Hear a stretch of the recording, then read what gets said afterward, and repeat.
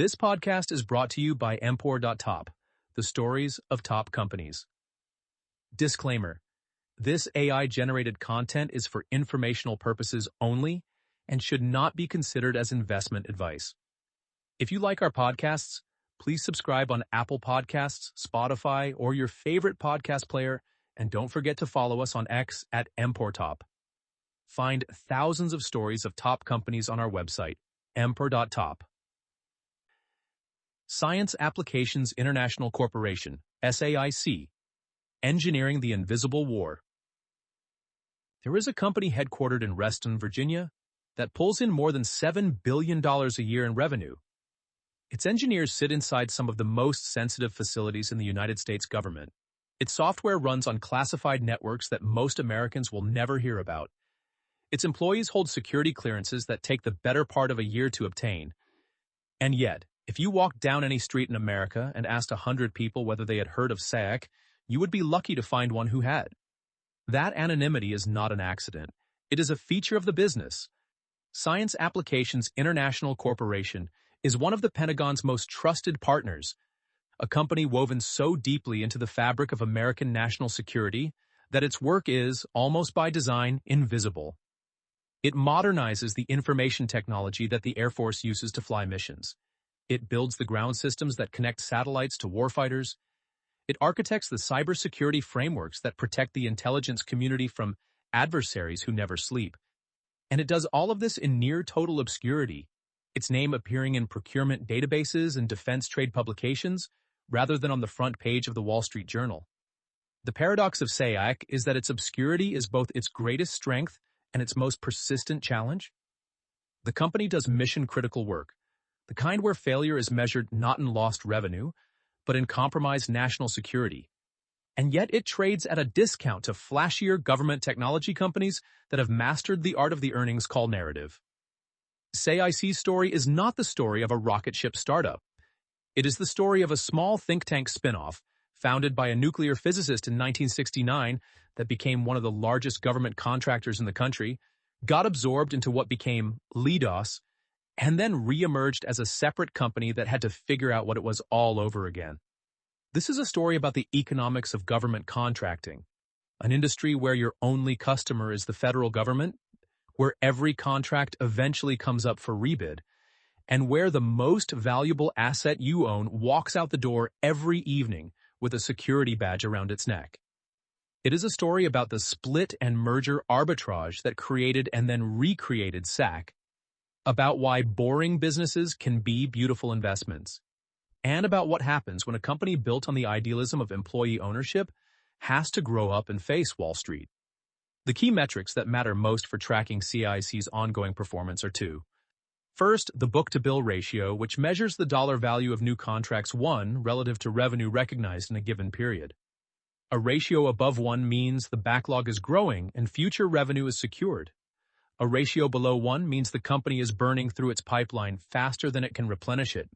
Second, adjusted EBITDA margin, which captures the company's ability to shift its contract mix from low-margin commodity work toward higher-value mission integration. These two numbers taken together tell you whether SAIC is winning the right work at the right price. To understand where SAIC stands today, we need to go back to where it all began. A nuclear physicist in La Jolla who believed that scientists should own the companies they built. Robert Baster was not the kind of man who dreamed of building a corporate empire. Born in 1924, he earned his doctorate in physics from the University of Michigan and spent the early years of his career at Los Alamos National Laboratory, the birthplace of the atomic bomb. He was a National Science Foundation Fellow, a man who spoke the language of neutron cross-sections and nuclear energy with the fluency of someone who had spent years at the frontier of Cold War science. By the late 1960s, he was working at General Atomics in San Diego, running a group of nuclear physicists and growing increasingly frustrated. The frustration was not about the science, it was about the economics. Beister watched as the scientists around him did groundbreaking work for defense and intelligence clients, and then watched as the financial rewards flowed upward to shareholders and executives who had never set foot in a laboratory. He believed with the conviction of someone who had seen how Los Alamos operated during the war that the people who did the work should own the results of that work. In 1969, he left General Atomics and founded Science Applications Incorporated with 12 employees and a radical idea. The company would be owned by the people who worked there. The founding was modest in every way except ambition. Beyster set up shop in La Jolla, California, a sun-drenched coastal enclave better known for its surfing than its defense contracting. The company had no venture capital, no outside investors, and no grand business plan. What it had was a group of scientists who knew how to solve problems that the government needed solved, and a founder who believed that shared ownership would create shared commitment. The timing was exquisite. The late 1960s and 1970s were the golden age of defense research and development spending. The Cold War was in full swing. NASA was sending men to the moon. The intelligence community was expanding in ways that would not become public for decades. The Department of Energy was funding nuclear weapons research at a pace that made Los Alamos and Sandia look like small cities. And the Pentagon was beginning to realize that it needed outside expertise to solve problems that its own bureaucracy could not handle. This was the era that gave birth to what Washington insiders called the Beltway Bandits, a constellation of companies that clustered around the Capitol and made their living solving the government's hardest technical problems. MITRE, Booz Allen Hamilton, and dozens of smaller firms emerged during this period, each carving out a niche in the vast ecosystem of federal contracting. What made Beyster's company different from day one was the ownership structure. SAIC operated an employee stock ownership plan that was unlike anything else in the industry. There was no sales team in the traditional sense. Technical excellence was the only calling card. The internal stock market that Beyster created was ingenious in its design. The board of directors set the stock price quarterly, using a formula based on net income, shares outstanding, and a market factor that compared SAIC's performance against 25 similar publicly traded companies. This allowed the stock to reflect market conditions without being subject to the short-term speculation of public markets. Employees could buy and sell shares during quarterly trading windows, and stock grants were awarded based on individual contribution to specific programs, not seniority or title. A support for employee ownership was a requirement to serve on the board. Scientists and engineers won contracts by being the smartest people in the room, and then they were rewarded with ownership stakes in the company they were building. The early clients were exactly who you would expect. The Navy needed help with submarine warfare analysis. The Department of Energy needed expertise in nuclear weapons testing. The intelligence agencies needed people who could solve problems that did not officially exist. SAIC's employees worked in SCIFs, sensitive compartmented information facilities, the windowless rooms where America's most classified work gets done. A SCIF is, to use a simple analogy, a vault within a vault. A room with no windows, shielded walls, and electronic countermeasures designed to prevent any signal from leaking in or out. The people who work inside them hold clearances, secret, top secret, or top secret SCI, that take months to obtain and that function as a de facto barrier to entry for any competitor that tried to poach them. Beyster ran the company with a philosophy he described as radical decentralization. He created internal markets where different groups within SAIC competed for contracts and resources, almost like independent businesses operating under a single corporate umbrella. The hierarchy was flat. Engineers reported to engineers. The culture was one of missionary zeal, the kind of environment where people worked 80-hour weeks not because they were told to, but because they owned a piece of what they were building. The system, as Beyster later described it, made millionaires out of hundreds of its workers. It was not a system designed for passive investors. It was a system designed for people who believed that ownership and contribution should be the same thing. By the time the Reagan defense buildup began in the early 1980s, SAIC was perfectly positioned to ride the wave. When Ronald Reagan took office in January 1981 and declared that it was morning in America, it was certainly morning for SAC. The Reagan defense buildup was the largest peacetime military expansion in American history, and it sent a torrent of money flowing into exactly the kind of work that SAIC did best.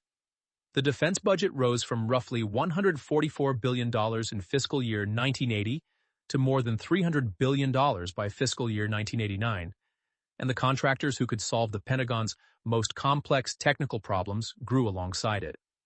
SAIC's business model during this era was a hybrid that the industry would later describe as staff augmentation meets systems integration. At its simplest, staff augmentation meant placing cleared engineers and scientists inside government facilities to work alongside federal employees on programs too complex or too classified for the government to handle alone. Think of it as renting expertise by the hour. The government tells you what problem it needs solved, and you send your best people to sit in its buildings and solve it. Systems integration was the more complex and more lucrative side of the business. It meant taking responsibility for making disparate pieces of technology work together, connecting sensors to networks, networks to command centers, and command centers to the people who made life-or-death decisions. The Pentagon had an acronym for this world, C4ISR, which stood for Command, Control, Communications, Computers, Intelligence, Surveillance, and Reconnaissance. It is in essence the nervous system of the military. SAIC lived and breathed C4ISR. The company's involvement in classified programs during this period was extensive. SAIC worked on elements of the Strategic Defense Initiative, the ambitious missile defense program that critics called Star Wars and that proponents believed could render nuclear weapons obsolete. The company worked on intelligence systems for agencies whose names it could not utter in public. It performed nuclear weapons testing analysis for the Department of Energy's national laboratories. And it did all of this while remaining essentially invisible to the general public. A company generating billions of dollars in revenue that almost nobody outside the defense community had ever heard of. The employee ownership model was the engine that drove this growth. When an SAIC engineer won a major contract, the financial reward was not just a bonus check. It was an increase in the value of their ownership stake in the company. This created an alignment of incentives that was almost unheard of in the defense industry. Engineers acted like entrepreneurs because they were entrepreneurs. They identified opportunities, pitched solutions, won contracts, and then watched as their share of the company grew alongside the revenue they generated. The system was self-reinforcing. The best engineers attracted the best contracts, which generated the best returns, which attracted more of the best engineers.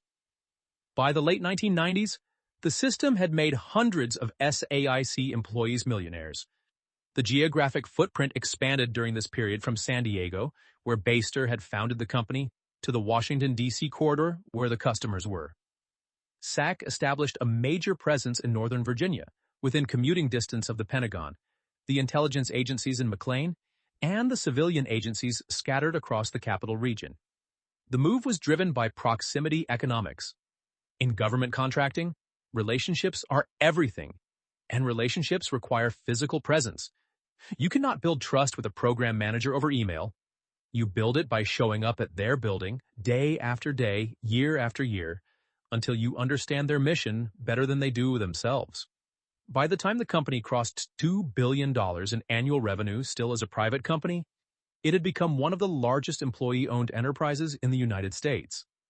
Baster's management philosophy remained stubbornly decentralized even as the company scaled. He resisted the centralization that most management consultants would have prescribed for a company of SAIC's size. Different groups operated almost autonomously, competing for internal resources and external contracts. The culture of secrecy was so deeply embedded that even employees in one division often had no idea what employees in another division were working on, not because of corporate politics, but because the classification walls between programs made it physically impossible to share information. This was both SAIC's greatest strength and, as it turned out, a structural vulnerability. The decentralization that made SAIC so effective at winning and executing technical work also made it difficult to impose the kind of centralized oversight that a multi-billion-dollar company needed. The end of SAIC's era as an employee-owned company did not happen overnight. It happened in stages, each one eroding a little more of what Baster had built, until the company that emerged on the other side bore almost no structural resemblance to the one he had founded. The pressures had been building for years. As SAIC grew past $8 billion in revenue and its employee base expanded into the tens of thousands, the mechanics of the internal stock market became increasingly unwieldy. Every quarter, the board set a stock price. Employees could buy and sell shares during quarterly trading windows. But as the company grew, so did the liquidity demands. Departing employees needed to sell their shares, and the company needed cash to buy them back. At its peak, more than 90% of SAIC's stock was held by roughly 23,000 employees. Managing that level of distributed ownership in a private company was an administrative nightmare. There were also practical pressures from the business itself. The company needed acquisition currency to grow, and a privately held stock with a board-set price was not the kind of currency that sellers wanted to accept. Succession planning after Baster was complicated by the ownership structure, and new board members, particularly those with public company backgrounds, viewed the internal stock market as an anachronism that belonged to SAIC's past rather than its future. Baster retired as CEO in late 2003 after 34 years at the helm. Within 18 months of his departure, the board was pursuing an initial public offering. Baster later wrote about this period with unmistakable bitterness in his book, The SAIC Solution, noting that some board members were not committed to employee ownership preserving our culture, and that he didn't figure this out until it was too late. The IPO, when it came in 2006, raised $1.1 billion and marked the definitive end of the employee ownership era. The company initially maintained a dual-class share structure that gave employee-held shares 10 times the voting power of public shares. But this too was eventually unwound as SAIC transitioned to a conventional public company governance model. The years immediately following the IPO coincided with the most extraordinary period of defense spending in American history. The September 11th attacks had unleashed a torrent of government spending on intelligence, homeland security, and military operations that made the Reagan buildup look modest by comparison. SAIC was everywhere. Its employees provided intelligence analysis in Iraq and Afghanistan. It worked on reconstruction projects in war zones. It supported the stand-up of the Department of Homeland Security. Revenue surged past $10 billion as the war on terror spending machine churned at full speed. But the growth masked problems. SAIC's involvement in Abu Ghraib, where company employees had provided interrogation support at the infamous prison, created reputational challenges that forced the company to confront questions about oversight and accountability that it had never faced before. The company pursued an acquisition strategy designed to diversify beyond pure government work, buying companies in hopes of building a commercial business. Most of these acquisitions failed to deliver. The integration was poor, the commercial ventures never gained traction, and the growth at all costs mentality produced expansion without value creation. It was a pattern that many government contractors have repeated over the decades. The grass always looks greener in commercial markets until you realize that the skills required to win a Pentagon contract and the skills required to sell software to a Fortune 500 company have almost nothing in common. The company also faced a series of smaller legal issues that, while individually manageable, suggested persistent compliance challenges. False Claims Act settlements of $11.75 million in 2014 and $5.98 million in 2020 for Army IT support contract irregularities pointed to the kind of billing practices that, while common in the industry, carry legal and reputational risk. The worst of it came from New York City. In 2003, SAIC had won a no-bid contract valued at $63 million to build CityTime, an electronic timekeeping and payroll system for the city's roughly 163,000 employees across more than 100 agencies. Over the next 7 years, the project's cost ballooned to approximately $720 million. The reason was fraud, and it was breathtaking in its scope. SAIC had hired Technodyne LLC as a subcontractor to provide staffing. Technodyne was controlled by individuals who systematically kicked back millions of dollars to SAIC's CityTime program manager, Gerard Deneau. The scheme involved shell companies, forged invoices, and offshore accounts. Costs were inflated. Timelines were artificially extended. Red flags were ignored by both SAIC management and city oversight bodies for years. The fraud was not subtle, but it operated in the blind spot created by SAIC's decentralized management structure, where individual program managers had enormous autonomy and centralized oversight was thin. In February 2011, U.S. Attorney Preet Bharara announced the indictment of 5 CityTime consultants, describing it as the single largest fraud ever perpetrated against the city of New York. In 2014, Deneau and 2 co-conspirators were each sentenced to 20 years in federal prison. SAIC settled with New York City for $500.4 million, one of the largest fraud settlements in the city's history. The CityTime scandal was a wake-up call. It demonstrated the catastrophic risks of inadequate oversight in a decentralized organization, the very structure that had once been SAIC's competitive advantage. Combined with the failed commercial acquisitions and compressing margins in a post-sequestration budget environment, CityTime became one of the forces that pushed the company toward the most radical restructuring in its history. By 2012, the diagnosis was becoming clear to everyone who looked at SAIC's financials. There were two fundamentally different businesses trapped inside one corporate body, and they were suffocating each other. One business was a legacy IT services operation, the kind of work that involved managing networks, running help desks, and maintaining the sprawling information technology infrastructure of the federal government. This work was high volume but low margin, increasingly commoditized, and subject to brutal price competition through lowest price technically acceptable contracting. A procurement method where the government awards the contract to the cheapest bidder that meets a minimum technical threshold. The other business was a high-value technical services operation, the kind of work that involved building intelligence systems, performing systems engineering for weapons programs, and solving the classified problems that kept generals and spy masters awake at night. This work commanded better margins, required deeper expertise, and had stickier customer relationships. The problem was that the two businesses had different growth profiles, different margin structures, and different customer bases. Bundling them together created an organizational conflict of interest, or OCI, that limited SAIC's ability to compete. OCI is one of those concepts that sounds abstract until you see what it does in practice. Government rules prevent a contractor from advising the government on a program while simultaneously competing to build solutions for that same program. The logic is sound. You do not want the company advising the Air Force on what kind of software to buy, also bidding to sell the Air Force that software. But for a company as sprawling as SAIC, the effect was paralyzing.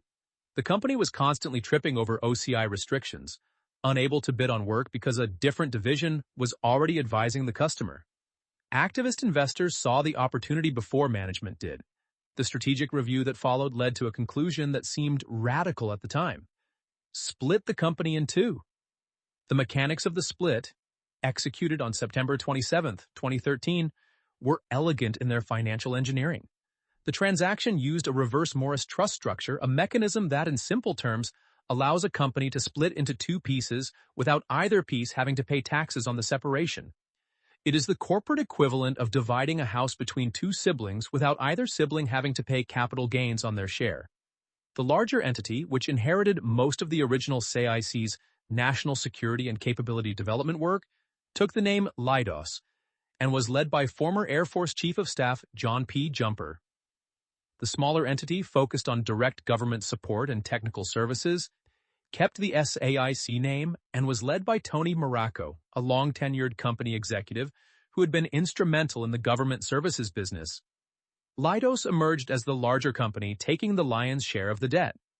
SAIC emerged as a roughly $4 billion revenue company with a clean balance sheet and a focused mission. Be the best pure-play government services contractor in the market. The split resolved the OCI conflicts immediately. Each company could now compete freely in its respective domain without worrying about what the other half was doing. Wall Street's initial reaction was confusion. Analysts who had covered the old SAIC now had to figure out how to value two companies that had never existed independently. But the confusion gave way to clarity within months. The market began to recognize what the split's architects had understood: that focus creates value, and that two companies pursuing distinct strategies would be worth more than one company trying to be everything to everyone. For investors who understood the spin-off playbook, the new SAIC represented exactly the kind of hidden value that the market tends to underprice in the chaos of corporate restructurings.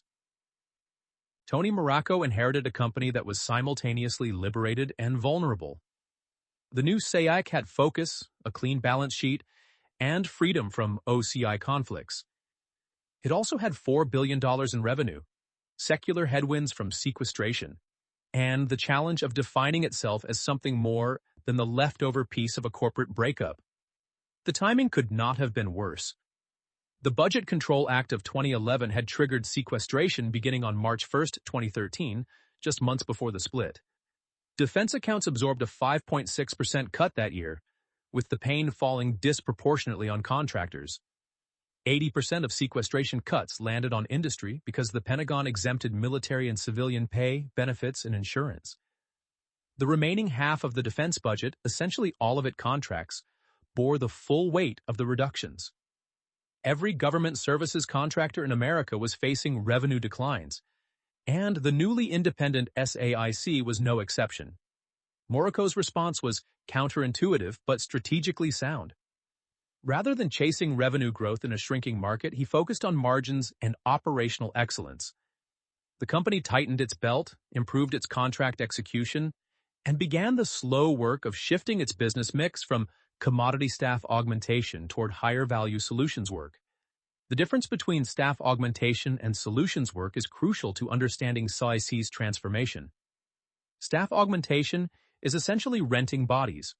The government tells you how many engineers it needs, you send them, and you bill by the hour. Solutions work means the government tells you the problem it needs solved, and you figure out the approach, the technology, and the team needed to solve it. The margins are better because you are selling expertise, not just labor. The transformation was codified in 2017 under the banner Ingenuity 2025, a strategy that called for SAIC to become a mission integrator rather than a body shop. The company restructured from 5 business groups into 3 customer groups and service lines, each aligned around a specific set of government missions, rather than internal organizational logic. The acquisition strategy was disciplined in a way that the pre-split SAICs had not been. In May 2015, SAIC acquired Skydor Corporation for approximately $790 million, a deal that gave it deep access to the intelligence community and positioned it for classified work that commanded premium margins. The Skydor integration went smoothly, a welcome contrast to the failed acquisitions of the pre-split era. But the defining moment of Moraco's tenure was the Engility acquisition. Engility Holdings was a systems engineering and integration company with strong positions in defense, civilian agencies, intelligence, and space. The deal, announced in 2018 and closed on January 14, 2019, was valued at approximately $2.5 billion in an all-stock transaction. Engility shareholders received 0.450 SAIC shares for each Engility share, leaving SAIC shareholders with roughly 72% of the combined company. The Engility deal was transformative. It doubled SAIC's presence in national security mission work, added capabilities in systems engineering and space that the company had lacked, and pushed combined revenue above $7 billion. More importantly, the integration succeeded. Unlike the pre-split acquisitions that had destroyed value through poor execution and cultural clashes, the Engility integration demonstrated that SAIC had learned from its mistakes. The two companies shared similar cultures, similar customers, and similar approaches to the work, and the combination felt more like a reunion than a forced marriage. By the time Moraco retired on July 31, 2019, the stock had risen from the low 20s at the time of the split to above $80, more than tripling in 6 years. Revenue had grown from roughly $4 billion at the time of the split to more than $7 billion after the Engility integration. He had taken a company that Wall Street initially viewed as the less interesting half of a corporate breakup and turned it into a focused, disciplined government services contractor with improving margins and a growing backlog. The baton passed to Nazak Keene, SAIC's former chief operating officer, who became the company's first female CEO. Keene had been with SAIC through the split and had played a central role in the Engility integration, making her the natural choice for continuity. Nazak Keene took the helm just as the world was about to change in ways that nobody anticipated. The COVID-19 pandemic, when it hit in early 2020, created a paradox for government contractors. On one hand, many SAIC employees worked in classified facilities that required physical presence, which meant that pandemic lockdowns disrupted operations in ways that fully remote companies never experienced. On the other hand, the pandemic exposed just how antiquated much of the federal government's information technology infrastructure really was, and the resulting scramble to modernize created demand for exactly the kind of work SAIC did. Keene moved quickly to capitalize on the moment. In February 2020, just weeks before the pandemic shuttered offices across the country, SAIC announced the acquisition of Unisys Federal for approximately $1.2 billion. The deal closed on March 16, 2020, in the teeth of the pandemic's first wave, and it added a portfolio of IT modernization capabilities focused on federal civilian and defense agencies. It was a bet that digital transformation would accelerate, and it proved correct. The federal government poured money into pandemic-related contracting. Through May 2021, agencies obligated $61.4 billion in pandemic-related contract funds, much of it for the kinds of IT modernization, cloud migration, and remote work solutions that SAIC was positioned to deliver. Revenue proved resilient. The essential nature of defense and national security work meant that most SAIC programs continued operating through the pandemic, even if the operating environment was more challenging.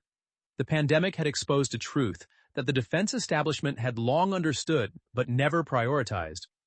Much of the federal government's technology infrastructure was decades behind the commercial world, running on legacy systems that made remote work difficult and secure collaboration nearly impossible. But the bigger story was not the pandemic. It was the tectonic shift in American defense strategy that had been building since 2018, when the National Defense Strategy explicitly pivoted from the counterterrorism and counterinsurgency focus of the post-9/11 era to great power competition with China and Russia. This was not a subtle change.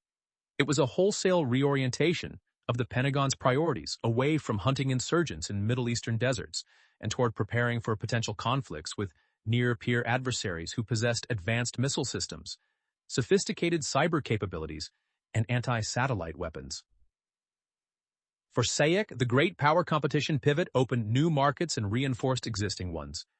Space was becoming a war-fighting domain, and the establishment of the United States Space Force in December 2019 created an entirely new customer with an expanding budget.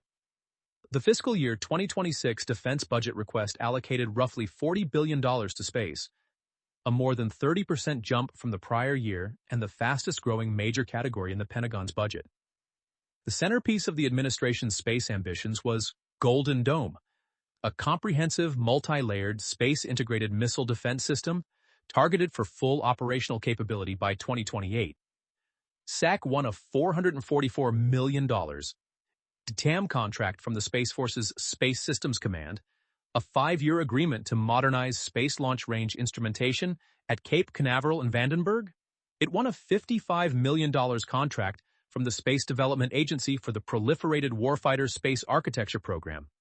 Space-related awards exceeded $515 million in fiscal year 2025 alone. Cyber and artificial intelligence became priorities that dwarfed anything the Pentagon had previously contemplated. SAIC positioned itself as an integrator of AI and machine learning capabilities for intelligence analysis and decision support, the kind of work where human judgment and domain expertise intersected with computational power. The company won a $928 million Air Force contract supporting the Tactical Exploitation of National Capabilities program, focused on prototyping warfighting capabilities. In late 2025, it won a $1.4 billion COBRA task order applying digital engineering, rapid prototyping, and data analytics across all warfighting domains. Russia's invasion of Ukraine in February 2022 validated the great power competition thesis in the most visceral way imaginable. The war demonstrated the centrality of electronic warfare, cyber operations, and information operations, all areas where SAIC had deep expertise. Allied interoperability systems, the kind of technology that allows NATO forces to share data and coordinate operations, became urgent priorities rather than theoretical requirements. Congress approved $113 billion in Ukraine-related aid, and while SAIC was not a weapons manufacturer, the broader defense spending uplift created a rising tide that lifted all contractors. Keene also completed the acquisition of Halfaker and Associates in July 2021 for approximately $250 million, adding federal health IT capabilities for the VA, DoD, and HHS. But her tenure ended when she retired in October 2023, passing the CEO role to Tony Towns Whitley. Towns Whitley was a different kind of leader than SAIC had ever had. A former Microsoft executive who had also served as president of CGI Federal and held leadership roles at Unisys, she brought a technology industry perspective to a company that had always been run by government services veterans. She arrived with a mandate to accelerate SAIC's transformation into a technology-forward company. But her tenure would prove brief and turbulent, lasting barely 2 years before the board decided, on October 23, 2025, to move in a different direction. In a LinkedIn post after her departure, Towns Whitley wrote that bold enterprise-scale transformations are generally not linear, and acknowledged the challenging market conditions the company faced. The separation was characterized as without cause, with specified severance benefits and a 2-year non-compete. To understand SAIC, you have to understand how government contracting actually works, because it is unlike almost any other business model in the American economy. The fundamental unit of the government contracting business is the contract, and contracts come in 3 basic flavors.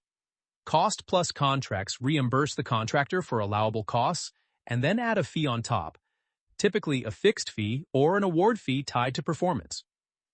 Think of cost-plus as a guaranteed margin business. You spend $1, you bill $1, plus a nickel, and the government pays you the $5. The risk is low because the government bears the cost overrun risk, but the margins are also low, typically in the mid-single digits. Time and materials contracts pay the contractor for hours worked at negotiated billing rates, plus the cost of materials. These carry moderate margins and moderate risk. Fixed-price contracts set a ceiling price for the work, and the contractor keeps whatever is left over after costs are deducted. These offer the highest potential margins, but also the highest risk, because cost overruns come out of the contractor's pocket. A fixed-price contract on a complex government IT program is a bet that you can estimate the cost of something that the customer itself may not fully understand. SAIC's contract mix has historically skewed toward cost-plus and time and materials work, which reflects the nature of its government services business. The company has been deliberately shifting its mix toward more fixed-price and solutions-oriented work, which carries better margins but requires more disciplined program execution. This mix shift is one of the primary drivers of the margin expansion story. Adjusted EBITDA margins improved from the mid-single digits at the time of the 2013 split to 9.5% in fiscal year 2025, with guidance pointing toward 9.9 to 10.1% in fiscal year 2027. The recompete challenge is what makes government contracting fundamentally different from most businesses. Every contract has a finite period of performance, typically 5 years with options for additional years that the government may or may not exercise. When the period of performance ends, the work goes up for rebid. The incumbent has significant advantages: institutional knowledge, embedded teams, established relationships with program managers, and the security clearances that make switching contractors risky and expensive. SAIC maintains an average CPARS score, the government's contractor performance assessment rating system, of approximately 4.5 out of 5, which helps in recompetes. SAIC's recompete win rate on mission-critical work has historically run between 85 and 90%. A staggering number that reflects the power of incumbency when the work is complex and the switching costs are high. But the recompete on commodity work, particularly large enterprise IT contracts, where price is the primary differentiator, is far less certain. The company's recent loss of the Army RITS recompete, worth approximately $200 million in annual revenue, and the Air Force Cloud One recompete, worth roughly $75 million annually, illustrate the risk. Both were large, cost-plus, Department of Defense enterprise IT contracts, exactly the kind of work where incumbency advantage is weakest and price competition is most intense. The talent war is the other defining feature of the business model. SAIC's product, if you can call it that, is its people. The company employs approximately 26,000 people, most of whom hold security clearances that take an average of 243 days to process. To put that in perspective, there are an estimated 70,000 more open cleared positions in the United States than there are available candidates. That gap is not shrinking. The cleared talent market is projected to grow 7 to 10% annually, driven by demand for cybersecurity, AI, data analytics, and intelligence operations capabilities. 56% of recruiters in the sector cite the limited cleared talent pool as their #1 hiring challenge. Cleared professionals command significant salary premiums, and losing a cleared engineer on an active program can degrade performance ratings, which in turn can jeopardize future contract awards. This creates a retention imperative that drives labor costs and shapes everything from benefits packages to office locations. Every government contractor is fighting for the same scarce pool of talent, and the competition is zero-sum in a way that few other industries experience. The capital allocation story is one of the more attractive features of the business. Government services contracting is a light capital business. SAIC's capital expenditures were just $36 million in fiscal year 2025, against revenue of $7.48 billion, a capex to revenue ratio of less than 0.5%. Compare that to a semiconductor company spending 20 to 30% of revenue on capital expenditures, or an airline spending billions on aircraft. SAIC's infrastructure is its people, and people do not require depreciation schedules. Free cash flow was $499 million in fiscal year 2025, up to 22% year-over-year, with preliminary fiscal year 2026 results suggesting $570 to $575 million. The company has been an aggressive buyer of its own stock, repurchasing $527 million in shares in fiscal year 2025 alone, equivalent to more than 10% of its current market capitalization. The board authorized $1.2 billion in additional buybacks in December 2024, with no expiration date. It has paid dividends for 13 consecutive years, currently at 37 cents per share per quarter. Total capital deployed, including buybacks and dividends, reached $638 million in fiscal year 2025. The government services sector is a peculiar corner of the American economy. It is enormous, generating hundreds of billions of dollars in annual revenue, but it is also intensely competitive, populated by half a dozen companies of roughly similar scale that fight over a finite pool of government spending. Understanding where SAIC sits in this landscape requires understanding both who it competes against and how the competitive dynamics are shifting.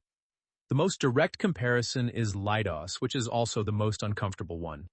Leidos is SAIC's corporate sibling, the larger entity that emerged from the 2013 split with roughly $16 billion in current annual revenue and a broader portfolio that includes hardware alongside services.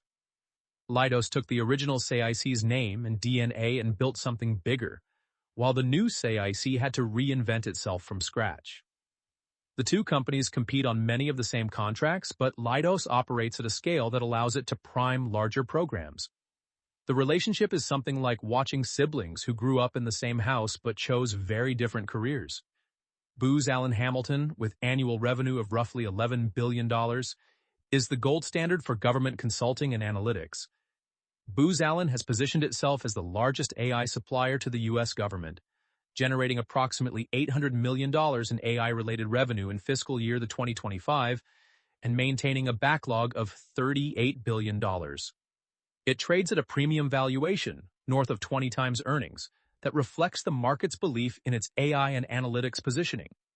SAIC International, with revenue of approximately $8.6 billion and a backlog of $31.4 billion, is another aggressive competitor with deep roots in the intelligence community. General Dynamics. Information Technology, a division of the defense giant General Dynamics, generates roughly $8.5 billion in IT services revenue and has the backing of a parent company with deep pockets and a diversified defense portfolio.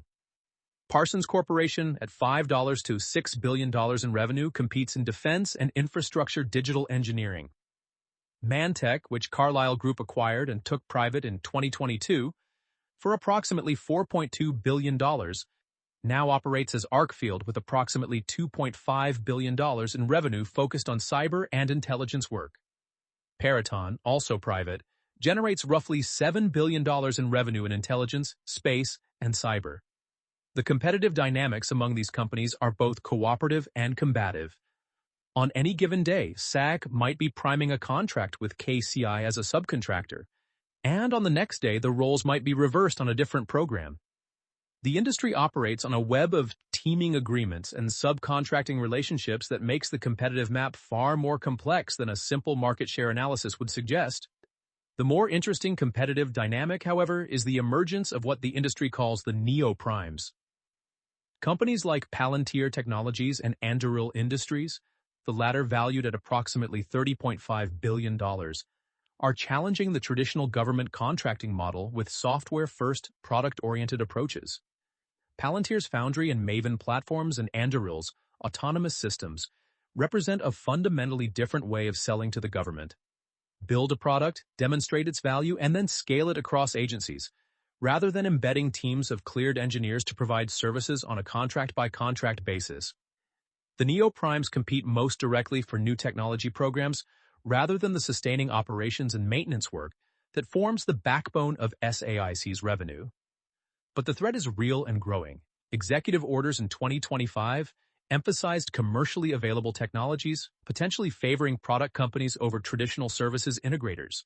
Industry analysts describe a fifth defense revolution, in which faster, leaner, software-first startups challenge legacy services firms. SAIC's response has been twofold. First, it acquired Silver Edge Government Solutions in late 2025 for approximately $205 million, gaining a SaaS platform called SOAR and an agentic AI product called Mine AI designed for secure government environments. Agentic AI, to translate from the jargon, refers to AI systems that can take autonomous actions within defined parameters, rather than simply answering questions or generating text. In a government context, this might mean an AI that can independently monitor network traffic, identify anomalies, and initiate defensive protocols without waiting for a human analyst to give it permission. Second, it has been deliberately walking away from large commoditized enterprise IT contracts where price competition is most intense and redirecting its resources toward mission IT and engineering work where differentiation is possible. Enterprise IT exposure is expected to decline from roughly 17% of revenue in fiscal year 2025 to 10% in fiscal year 2027. The consolidation dynamic continues to reshape the landscape. Scale matters in government contracting because it determines which contracts you can prime and how much overhead you can spread across your revenue base. But scale also brings bureaucracy and the risk of losing the agility that wins competitive bids. SAIC sits in the middle of this tension, large enough to prime major programs, but not so large that it cannot partner with the primes on even bigger ones. It is a strategic positioning that creates both opportunities and vulnerabilities. Understanding SAIC's competitive position requires examining the structural forces that shape the government services industry. The threat of new entrants is low. The barriers to entry in government contracting are among the highest of any industry in the American economy. Obtaining a facility security clearance requires significant infrastructure investment, including the construction of SCIFs and the implementation of secure networks that meet government specifications. Personnel clearances take an average of 243 days to process. Beyond clearances, the Federal Acquisition Regulation requires agencies to evaluate past performance when awarding contracts, creating a classic chicken and egg problem for new entrants.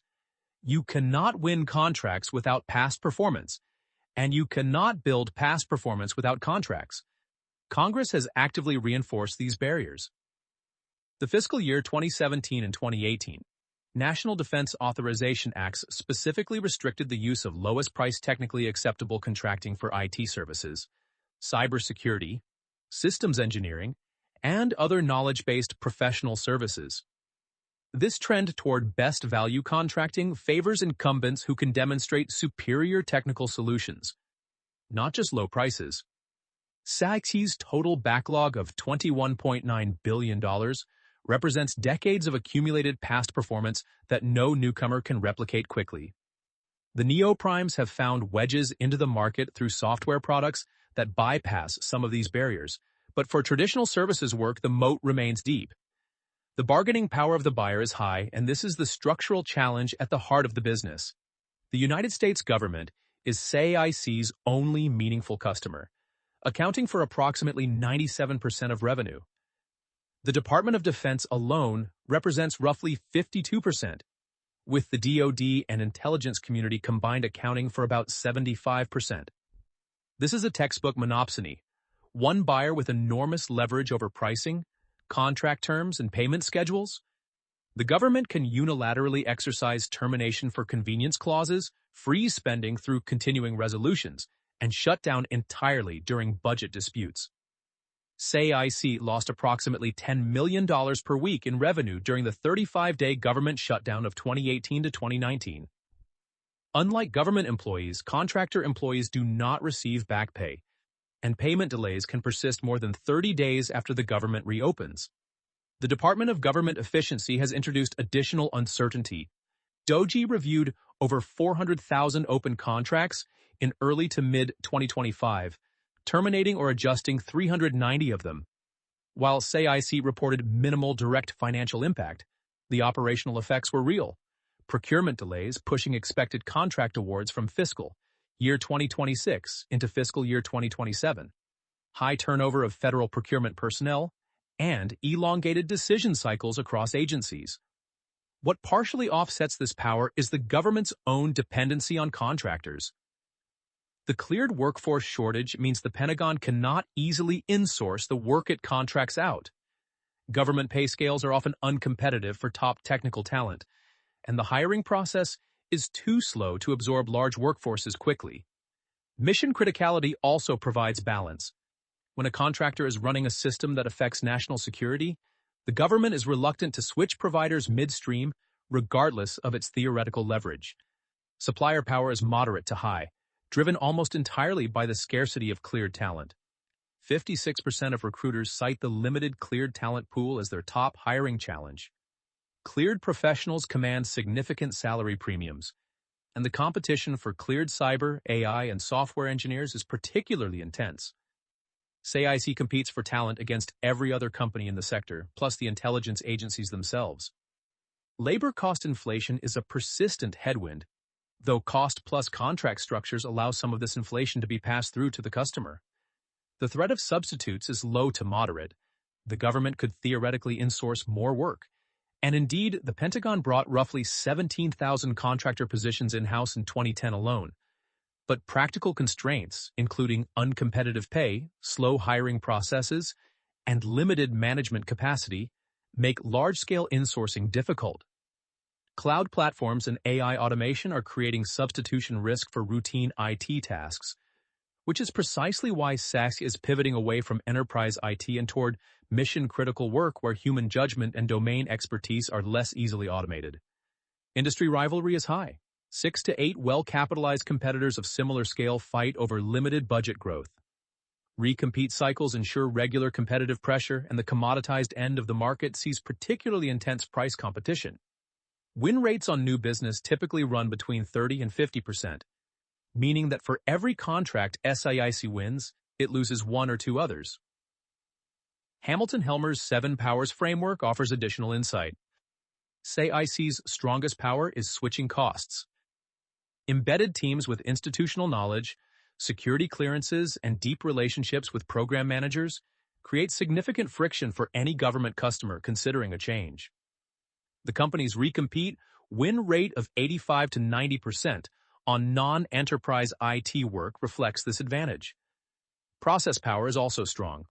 Decades of navigating government procurement have created organizational capabilities in program management, compliance, and risk management that are difficult for competitors to replicate. Scale economies are moderate. Overhead spreading across a larger revenue base helps, but this is not a manufacturing business where unit economics improve dramatically with volume. There are no factories to amortize, no chip fabrication lines to fill. Cornered resource is moderate as well.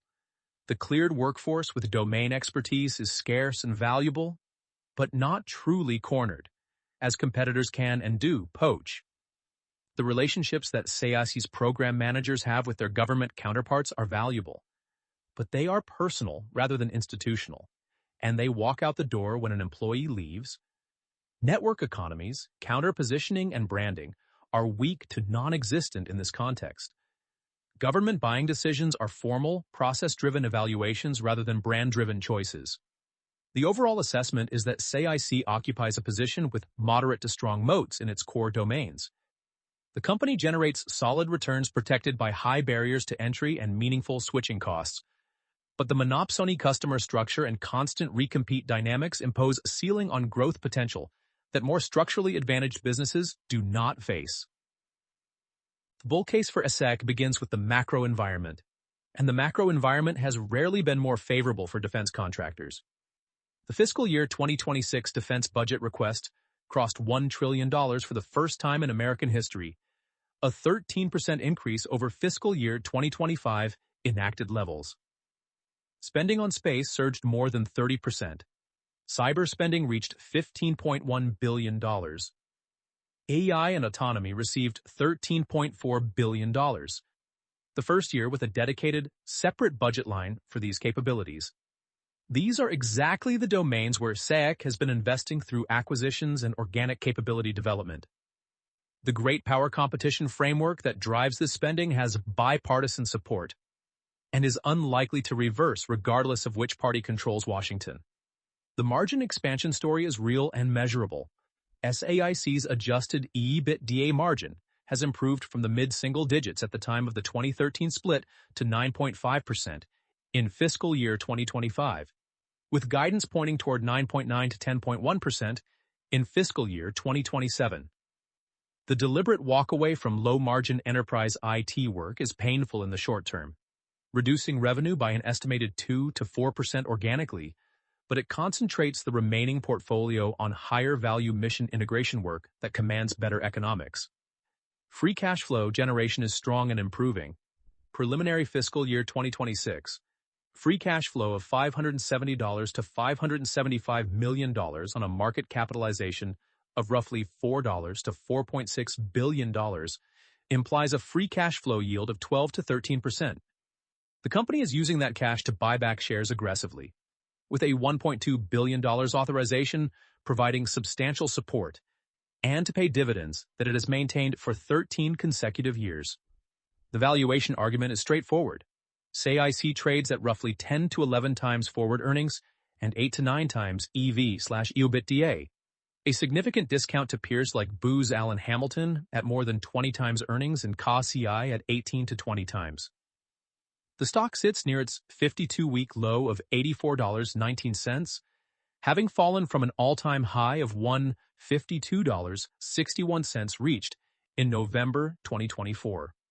A $10,000 investment in SAIC in March 2015 with dividends reinvested had grown to approximately $23,115 by March 2025, a total return of 131%.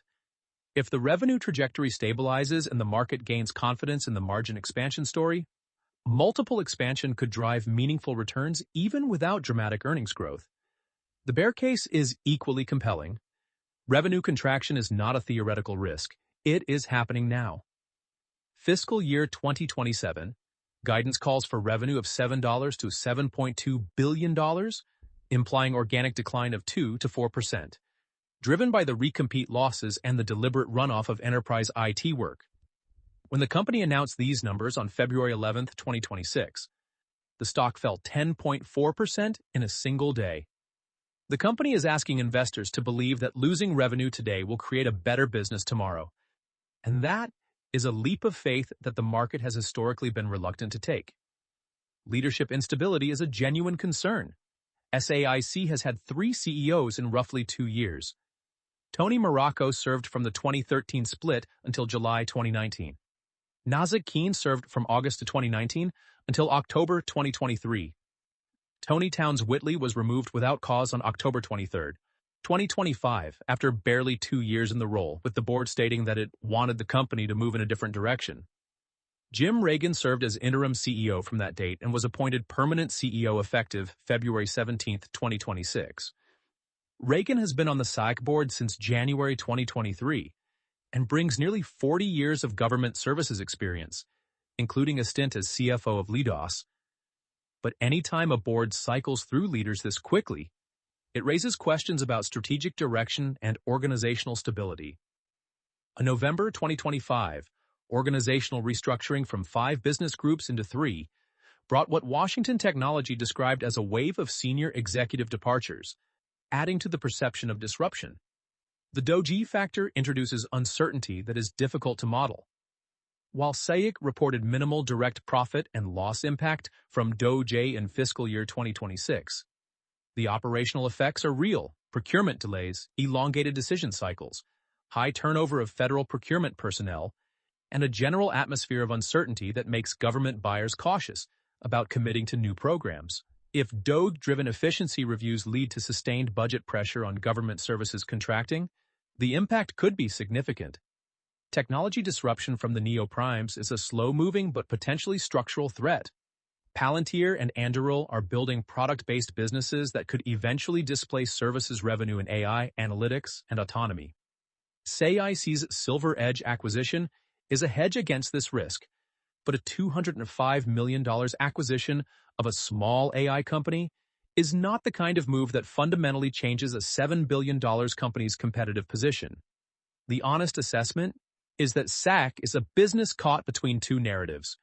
The optimistic narrative says it is a disciplined company trading at a discount, generating enormous free cash flow, expanding margins, and positioned in growing defense markets. The pessimistic narrative says it is a mature services business with a shrinking revenue base, an unstable leadership team, and a customer that has all the leverage. Which narrative proves correct will depend largely on whether the book-to-bill ratio, currently running at 1.3 times year-to-date in fiscal year 2026, can sustain above 1.0, and whether the margin expansion trajectory continues. The most important strategic question facing SAIC is whether it can move further up the value chain, from integrator to something closer to a platform or product company. The Silver Edge acquisition, with its Mine AI agentic AI product and SOAR SaaS platform, represents a tentative step in this direction. But the history of government services companies trying to become product companies is not encouraging. The capabilities required to build and sell reusable software products are fundamentally different from the capabilities required to embed engineers in government facilities and manage complex programs. SAIC has been a services company for its entire existence, and changing that DNA is a generational challenge. The M&A strategy ahead is another critical question. The Engility deal worked. The Unisys federal deal appears to have worked. The Silver Edge deal is too early to evaluate. The pattern suggests that SAIC has developed a competency in acquiring and integrating companies, which in an industry undergoing consolidation is a valuable skill. More Engility-style deals to add scale in defense and intelligence are possible. Tuck-in technology acquisitions to build capabilities in AI, cyber, and space are likely, and the possibility that SAIC itself could be an acquisition target, particularly given its depressed valuation and strong free cash flow, is not lost on the market. At a market capitalization of roughly $4 to $4.6 billion, and with free cash flow exceeding $570 million annually, the company generates enough cash to pay back an acquisition premium relatively quickly. A private equity firm or a larger prime contractor looking to build its services portfolio could find SAIC attractive at current prices.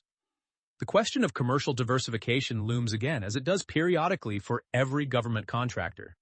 Past attempts failed badly, and the consensus in the industry is that the skills required to succeed in commercial markets are different enough from government contracting that diversification destroys more value than it creates. But adjacencies in critical infrastructure, energy, and health could be worth exploring if the government services market enters a prolonged downturn. The defense tech partnership question is perhaps the most interesting strategic dilemma. Should SAIC partner with companies like Palantir and Anduril, or compete against them? The traditional primes have been partnering.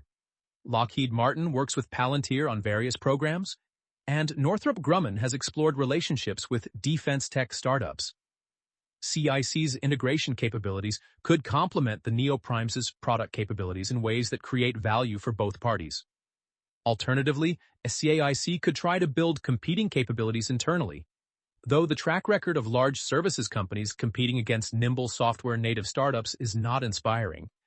The 5-year scenarios span a wide range. The base case envisions steady 3 to 5% revenue growth once the enterprise IT runoff stabilizes, continued margin expansion toward 10% or better, solid free cash flow generation, and an independent SAIC that compounds value through operational execution and capital returns. The bull case sees a defense upcycle driving 7 to 10% growth, a margin breakthrough as the portfolio shifts further toward high-value work, and a re-rating from discount to premium valuation. The bear case imagines sustained budget pressure from DOGE or fiscal austerity, technology disruption from the neoprimes, stagnant revenue, and a potential acquisition at a modest premium. The transformation case involves a major technology acquisition or partnership that fundamentally remakes the business model, though this seems least likely given the company's conservative culture. The SAIC story offers several lessons that extend well beyond the defense contracting industry. The first is about when to split. The 2013 separation of SAIC into Leidos and the new SAIC created value for both entities. Leidos went on to become a $16 billion defense and technology company. The new SAIC, despite being the smaller piece, tripled its stock price in the 6 years following the split. The lesson is that when two businesses with different growth profiles, different margin structures, and different customer needs are trapped inside one corporate body, the act of separation itself can unlock value by allowing each business to be managed and valued on its own terms. The second lesson is about the focus premium. The pre-split SAIC tried to be everything to everyone: commercial and government, IT services and technical services, consulting and integration. The result was an unfocused conglomerate that tripped over its own organizational conflicts. The post-split SAIC was smaller but sharper, and the focus allowed it to build a coherent strategy around mission integration for national security customers. Trying to be everything to everyone diluted the company's competitive advantage. Refocusing restored it. The third lesson is about M&A discipline. The pre-split SAIC's acquisition strategy destroyed value through poor integration and misguided diversification. The post-split SAIC's acquisition strategy, particularly the Agility deal, created value through disciplined target selection and effective integration. The difference was not luck. It was learning. Moraco and his team studied what had gone wrong before the split and applied those lessons to how they evaluated and integrated acquisitions afterward. The fourth lesson is about customer concentration. Having the U.S. government as your only meaningful customer creates a unique set of challenges and protections. The challenges are obvious: budget uncertainty, political gridlock, government shutdowns, and the ever-present risk of losing a recompete. The protections are less obvious but equally real. The government is an enormously stable customer that pays its bills. The barriers to entry are extraordinarily high, and the mission criticality of the work creates switching costs that partially offset the buyer's monopsony power. The fifth lesson is about talent as product. In a services business, the people are the product. SAIC's most valuable asset is not its technology or its contracts, but the 26,000 cleared professionals who walk out the door every evening. Baster understood this intuitively, which is why he built the employee ownership model. The modern SAIC has lost that structural alignment, but still faces the same fundamental reality. Recruiting and retaining cleared talent is not a support function. It is the core competency. The operational lesson from CityTime is perhaps the most sobering. A $63 million no-bid contract became a $720 million fraud because oversight mechanisms failed at every level. SAIC's decentralized culture, which had been such an advantage in winning and executing technical work, became a liability when it came to policing a subcontractor relationship in a commercial environment. The lesson is that program execution is everything in government contracting, and that the risks of inadequate oversight compound in ways that can threaten the entire enterprise. For investors, the SAIC story illustrates the hidden value that corporate restructurings can create. The market often underprices the complexity of splits, treating the smaller entity as a throwaway. SAIC's trajectory from the low 20s at the time of the split to above $150 at its all-time high demonstrates what can happen when a focused management team executes a coherent strategy within a favorable industry structure. It also illustrates the limits of the government contractor business model: steady, predictable cash flows that compound wealth over time, but rarely produce the explosive growth that captures headlines.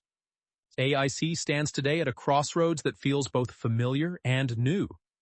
The company generated $7.48 billion in revenue in fiscal year 2025, with adjusted EBITDA of $710 million. net income of $362 million, and free cash flow of $499 million. Adjusted diluted earnings per share were $9.13. Preliminary fiscal year 2026 results point to revenue of approximately $7.26 billion with free cash flow, improving to $570 to $575 million despite the top-line softness. Margins came in above expectations due to strong execution and operational efficiency. Adjusted EPS is expected in the range of $10.40 to $10.60. Management attributed the revenue shortfall to a government shutdown, weather disruptions, and procurement delays rather than structural demand erosion. Total backlog stands at approximately $21.9 billion, with $20 billion in submitted bids awaiting decisions. The book-to-bill ratio, which dipped below 1.0 in fiscal year 2025, recovered to 1.3 times year-to-date in fiscal year 2026, suggesting that the pipeline is rebuilding. The stock tells a more complicated story. From its post-split low of roughly $24 in 2013, SAIC shares rose to an all-time high of $152.61 in November 2024, a six-fold increase that rewarded patient shareholders who understood the turnaround thesis. But from that peak, the stock has fallen roughly 44% to trade near $86 to $97 as of February 2026, driven by the revenue guidance cut, the CEO transition, and DOGE-related uncertainty.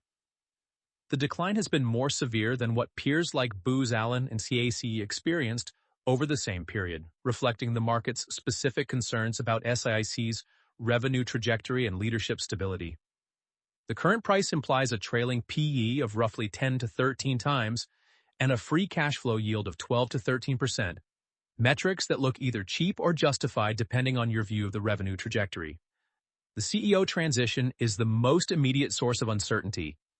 Jim Reagan, who served as interim CEO since Towns Whitley's departure on October 23, 2025, was appointed permanent CEO effective today, February 17, 2026.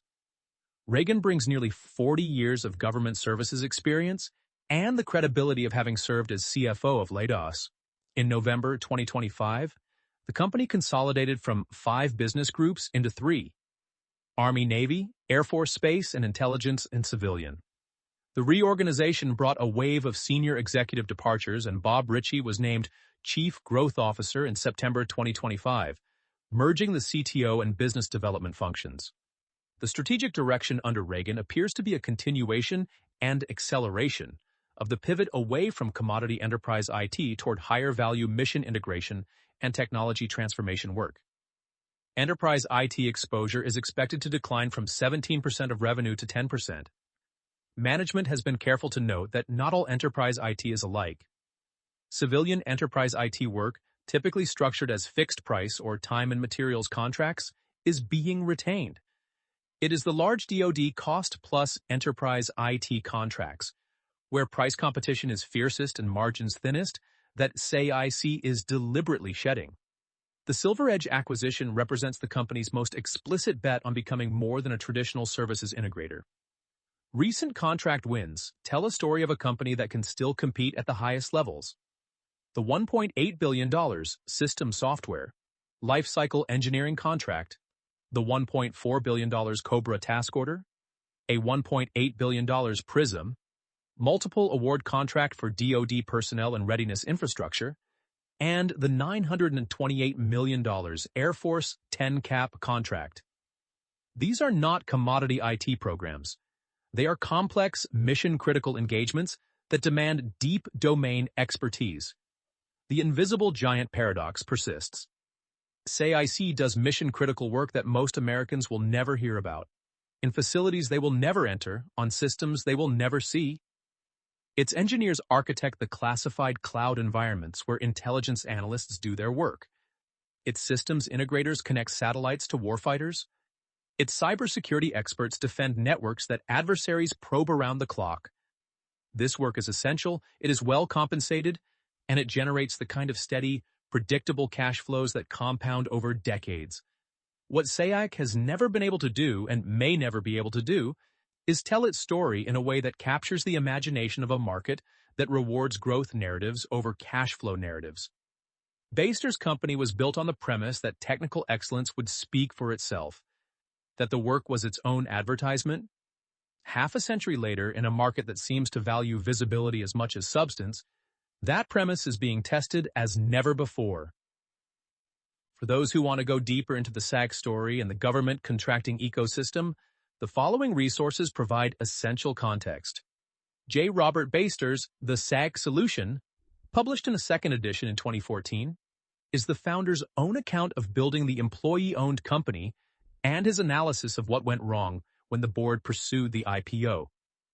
It remains the most authoritative primary source on SAIC's culture and ownership model, and Baster's reflections on governance failures are relevant to anyone studying the life cycle of founder-led companies. Annie Jacobson's The Pentagon's Brain provides the broader context of the defense research and development industrial complex that gave birth to companies like SAIC. Greg Herkin's Brotherhood of the Bomb explores the nuclear weapons laboratory culture that shaped Baster and many of his early employees. James Bamford's Body of Secrets, A History of the National Security Agency, offers insight into one of SAIC's most important but least discussed customers. The intelligence community's relationship with contractors like SAIC is one of the most consequential and least understood dynamics in American national security. The SEC filings surrounding the 2013 split, available through the EDGAR database for both Leidos and SAIC, provide granular detail on the transaction mechanics, strategic rationale, and financial separation. The Center for Strategic and International Studies Defense Budget Analyses offer the macro context for understanding how federal spending cycles affect companies like SAIC. Government Accountability Office reports on defense acquisition and contracting dynamics provide the regulatory perspective. The City Time investigation reports and settlement documents, available through the Southern District of New York and New York City records, document the fraud that reshaped SAIC's approach to risk management. The Baster Institute at UC San Diego's Rady School of Management continues to publish research on employee ownership models that draws on the SAIC experience. Defense News, Washington Technology, and Federal Times archives provide the real-time record of industry consolidation, contract awards, and competitive dynamics. Washington Technology's annual Top 100 Contractor rankings offer a longitudinal view of how the industry's power structure has shifted over the decades. For financial analysis, the research published by firms covering the defense services sector provides detailed competitive positioning and valuation frameworks that place SAIC in the context of its peer group. This podcast is brought to you by Empor.top, the stories of top companies. Disclaimer: this AI-generated content is for informational purposes only and should not be considered as investment advice. If you like our podcast, please subscribe on Apple Podcasts, Spotify, or your favorite podcast player, and don't forget to follow us on X at Empor.top. Find thousands of stories of top companies on our website, Empor.top.